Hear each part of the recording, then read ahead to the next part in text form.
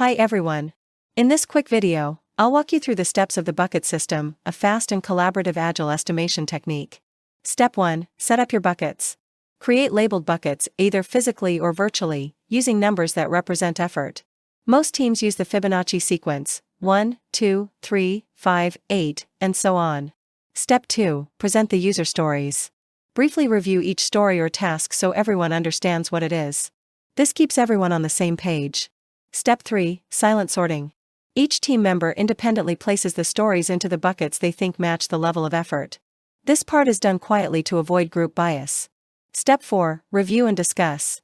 Once everything's sorted, look for stories that have mixed placements. Have a quick discussion to reach a shared estimate. Step 5. Finalize. Once agreed, lock in the estimates. You're done. The bucket system is quick, inclusive, and great when you need to estimate a lot of stories without spending hours in discussion.